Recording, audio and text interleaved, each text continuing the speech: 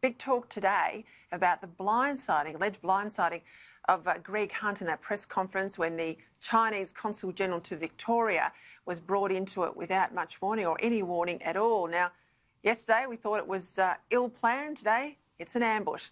Let's see what my panel makes of all of this. Joining me now, Sky News host of Across Australia, Peter Gleeson in Brisbane, and Sky News host and 2GB radio broadcaster Chris Smith in Sydney.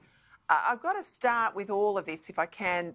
The whole debate that's ensued, particularly out of the Australian newspapers' comments today, about the fact that there was an ambush, allegedly in relation to Greg Hunt by Twiggy Forest, and the bringing in of this Chinese propaganda merchant, which seemed at odds with a press conference from the Prime Minister only 15 minutes earlier. Chris Smith, this is the sort of double game that people don't like to see in Australia. Not only don't like to see in Australia, but ministerially, this is something you don't do to someone from that office. You don't do it to the health minister. You don't do it to any minister.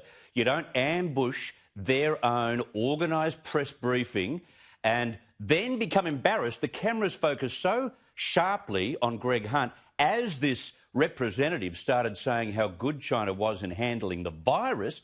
He didn't know where to look. He looked at his toes, he looked up, he looked to the right, he looked to the left. He kind of smiled. I tell you what, it'll be a long time before Twiggy Forrest is invited to another press conference. And what is Kerry Stokes and Twiggy Forrest on about? Do they want to form their own branch in Perth of the Communist Party? Because that's what it looks like. Fancy anyone not supporting an independent inquiry into where this came from. I'll get into all this with Andrew Hastie and Matt Canavan in just a moment, but I have to go to you, Glee. So I was surprised reading the detail in The Australian that there's $300 million being thrown around as the amount of all of this equipment that has been bought by Twiggy Forrest out of China. I was surprised to hear that the Australian taxpayer was actually reimbursing him. Up until now, for the last 6 weeks, I thought it was philanthropy.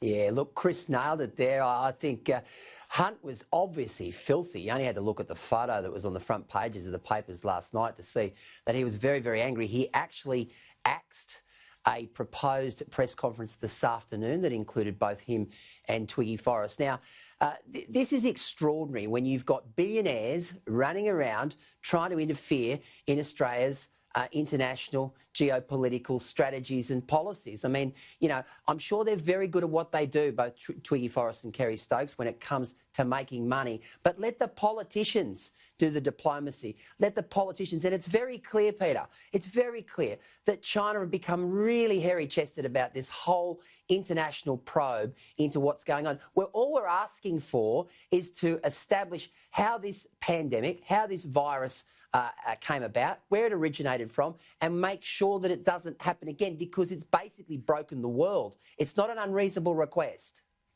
No, the lady doth protest too much, or whatever that, I think it's a Shakespearean quote anyway. If they've got nothing to hide, they shouldn't mind the transparency, and they shouldn't mind the immediacy of the inquiry. I don't think the inquiry should be duck-shoved until the end of the year when they hope, I suspect, that people will have forgotten about it. But that is the God almighty dollar and what it does to some people's sensibilities, I suspect.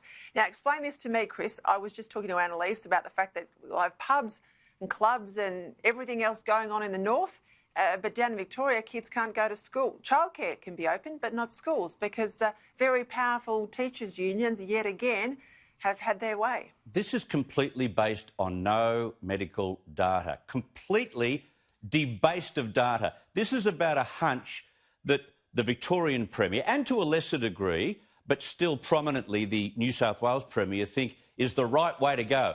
Look, you talk about Victoria not opening their schools, which is abhorrent, the fact that you go through an entire term of school without getting into the classroom. And we know from all the literature that is the best place to learn. It is the best form of face-to-face education in the classroom.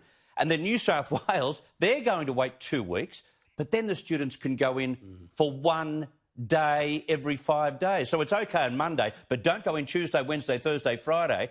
What sort of dumb backside covering policy was this? This has obviously come from the higher echelon of public servants who are just trying to cover their backside, but based on absolutely no medical evidence, and there never has been medical evidence, that kids in particular under 15 are carriers or victims of coronavirus.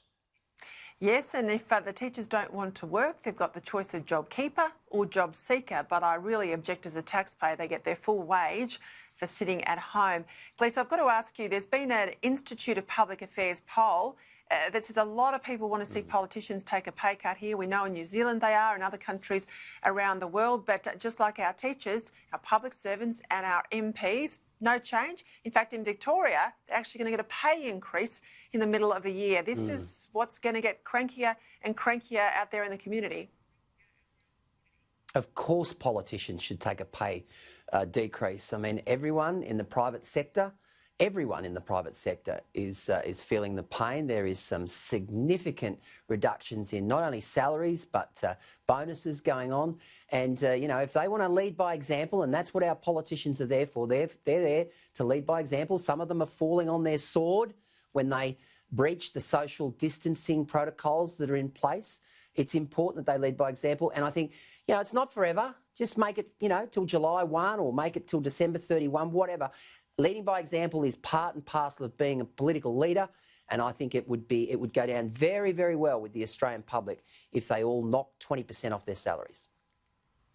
I know Sky News certainly had a lot to say yesterday about the 250th anniversary of Captain James Cook landfall in Australia. I certainly led off the show last night. I couldn't see it anywhere really much across the ABC and other networks, Chris. And interestingly today, the Deputy Chief Health Officer in Victoria put out a pretty shocking tweet herself and likened Captain Cook to COVID-19. Now, the Victorian opposition want her to resign. I think we've got the tweet to put up there on the screen. There it is. Sudden arrival of an invader from another land, decimating populations, creating terror, forces the population to make enormous sacrifices and completely change how they live in order to survive. COVID-19 or Cook 1770. Chris. Wow, what a powerful fellow Captain Cook was. I can't believe he got up to all of that. And neither can the historians. Neither can the historians. This is not factual. This is not historic. This is historically blind. That's what this is. And sure, we've got to recognise on days like, you know, Australia Day, the negatives that have occurred to the Indigenous population over 250 years. But can I just say, that woman would not be in a position where she can indirectly save lives from the Victorian Health Department if it weren't for the likes of Cook that made Australia in such a short space of time into the productive, civil, grown-up, advanced and first world country it now is. She should be thanking him, not pillaring him on stupid Twitter. 100%. Yeah, you're absolutely 100%. Right.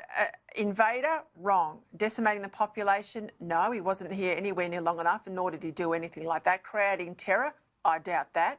Enormous sacrifices by the current, no. Completely changed, no.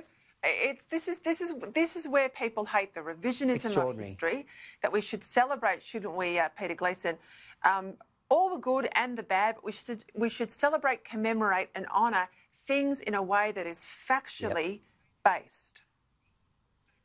I'm sure she's a very good doctor, but she shouldn't be dabbling in history. And the irony, of course, with this is, Peter, that she's now the Deputy Chief Medical Officer in Victoria. In that particular state, this will be celebrated. She'll probably be the Chief Medical Officer by the end of the week because Daniel Andrews will think he'll think that's a terrific way to go. But look, I mean, she should resign. I mean, it's extraordinary. You know, she's there to save lives. We're in the greatest, pandemic, coronavirus crisis in a century. And she's trying to rewrite history. It's extraordinary. She is the advertisement. If that's what the Victorian education gives you, she is the advertisement of why the schools have to reopen and people have to get back to work. Got to leave it there, gentlemen. Thank you very much. Thank you, Peter. See you later.